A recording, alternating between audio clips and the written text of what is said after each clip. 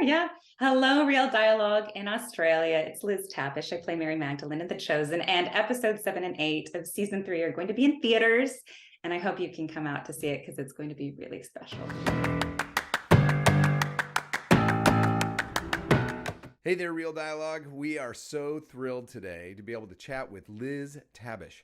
If you don't know who she is as an actress, maybe you've seen her as Mary Magdalene in The Chosen. So just to kind of get started in, I find that, kind of going through and looking at the role of Mary Magdalene, you kind of sit in some amazing company. I mean, when you're looking at like Monica Bellucci, you're looking at Rooney Mara, Juliette Binoche, but interestingly enough, reading some... Yes. Wow. I mean, it's quite an honor. I mean, it's just some great, amazing actresses that you're kind of sitting in the same seat with. But interestingly enough, the reviews I've seen about you and also fan responses about you is that yours is probably one of the most authentic, in-depth, and human portrayals of Mary Magdalene that they've seen. And you're actually really setting the benchmark for the character. So I find that fascinating.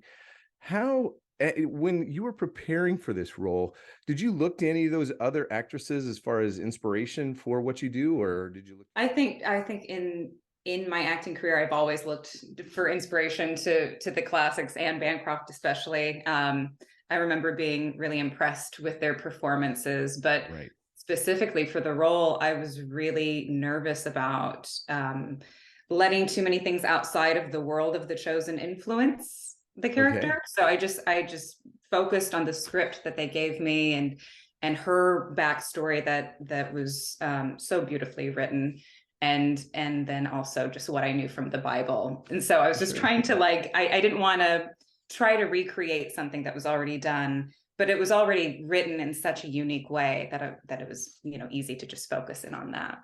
Yeah. Oh, yeah. I mean, yeah. Oh, yeah. I mean, it's just been phenomenal. And then one of the things too is that kind of looking through your filmography and kind of your career and what you've done prior to this is probably one of the first roles where you're playing somebody that was a real life character. I mean, a real person in history. And so, how did that influence kind of some of your preparations in preparing for the role? There's so much speculation about who Mary Magdalene was, and there's a lot of, I think, fan fiction and a lot of kind of speculation that goes off on different tangents of if she was Jesus's wife or if she was a prostitute. And there's just so much about her that we know about just from media depictions and not necessarily her as a historical figure. So the basis of the way they wrote her in The Chosen is just rooted in the Gospels of her having been possessed and Jesus, exorcising these demons from her. So that's how we're introduced to her. And I didn't even realize that when I first got the script that was part of her story. I was like, well, how haven't I seen that in any other media depiction? I think a lot of stories about Jesus focus on the crucifixion and the moments leading up to that. And so The Chosen is pretty unique in the way that they are starting way back, a few years before that, of his 3 years of ministry and what that looked like. And so who was Mary before she is the Mary that we know now? The woman that sees Jesus resurrected for the first time. And so, I mean, I wanted to honor the writer's interpretation as much as possible. Phenomenal job. I mean, our fans here are just so thrilled that they had a chance to chat with you today. But then even my family, I have to admit, my wife and my daughter were quite excited about this whole thing. One of the questions that our audience had for you was in playing somebody, you get to do something unique. You get to travel back in time. It's something that a lot of people don't necessarily get to do in their lives, but you get to travel back in time in a way. As far as you're playing somebody who lived 2,000 plus years ago, how do you kind of stay away from trying, or maybe even the writers staying away from kind of bringing just a modern interpretation of Mary Magdalene, opposed to playing kind of what most people are seeing as a very authentic role of who she was in that time? It's such an interesting dance because I've heard other interpretations where they're like, this is a very modern version of Jesus in this story.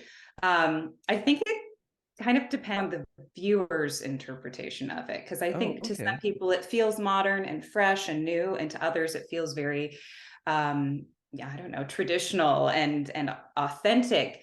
But I think that speaks to the way they cast it, which is they have culturally appropriate actors and ethnically appropriate actors that are representing the people of that area. And this is a place where lots of people were coming and going, so it's lots of different ethnicities, and the sort of Jewish heritage and cultural norms. Like there's a real focus on that.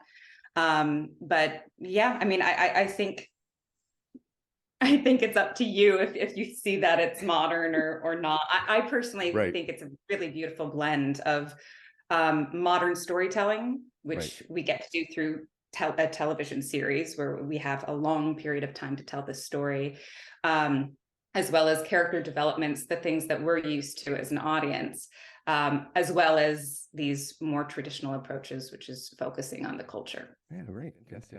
Now, thanks for that. Because we do. I mean, there were different people, obviously, that see it as a modern translation, while others kind of go, well, no, actually, it seemed to be true, even though none of us were really back there thousands of years ago. So I think that's what it looks like. But yeah, so anyway, I think that you've done a great job, as well as the crew there at The Chosen.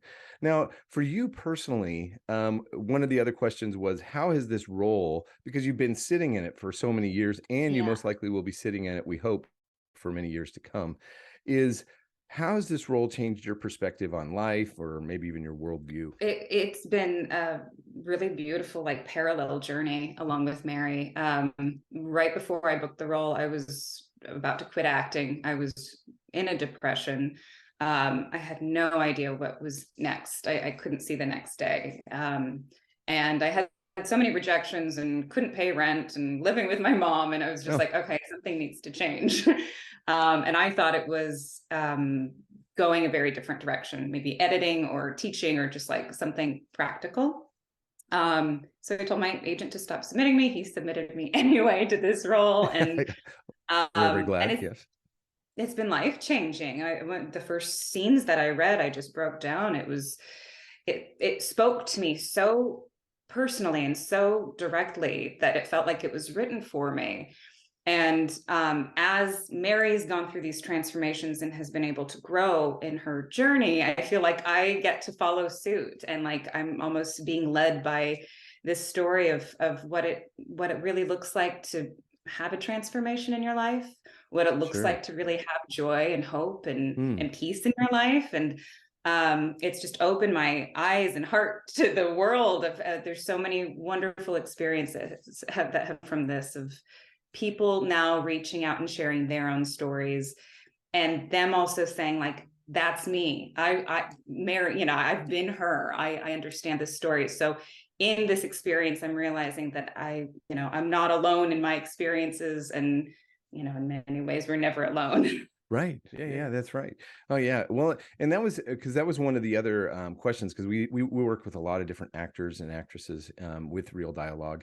And one of the questions that kind of came along was how much of, because it is kind of hard to separate the two sometimes, is how much of Mary is Liz and how much is not, or who is it that you don't think you could be in regards to Mary? So it's kind of curious. I know that's maybe more of an artistic question, but I feel like there's been it started off as me bringing my own sort of pain and using the character as this vehicle to almost I don't know, have this cathartic experience. Sure. And so because I connected with the Lilith portion so much, it was very easy to portray those scenes, because I had been feeling it for so long, this despair.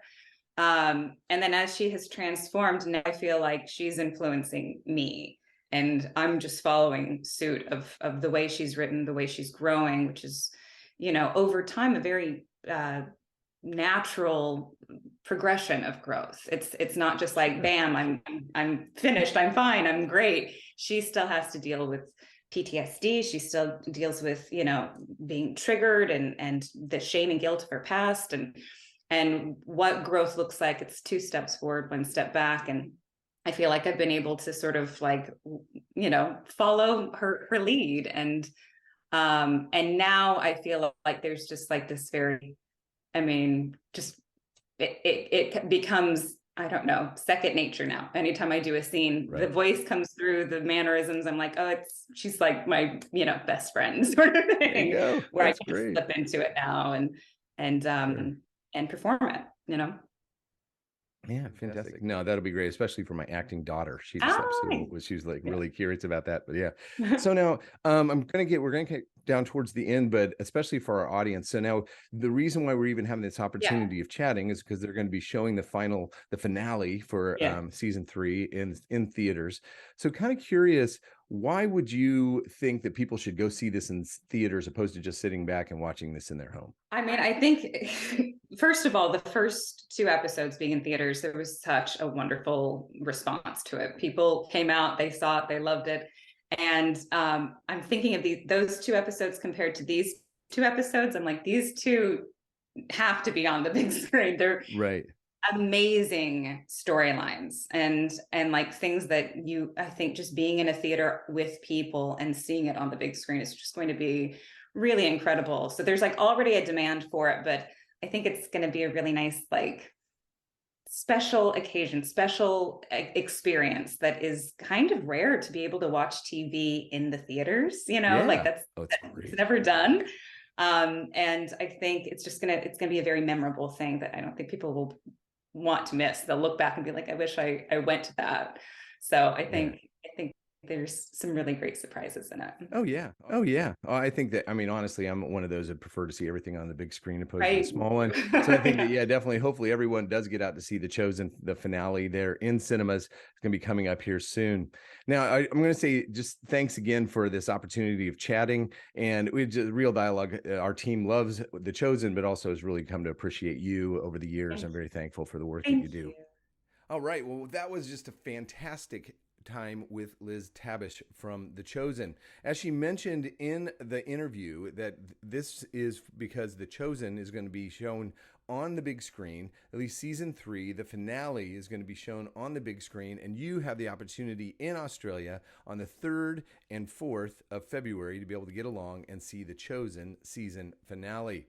So all you have to do is go to thechosentv.com.au, thechosentv.com.au, and you can find out more as far as where it will be screening. But you definitely want to see this on the big screen. But also, we want to say a big thanks to Liz Tabish and the team at The Chosen.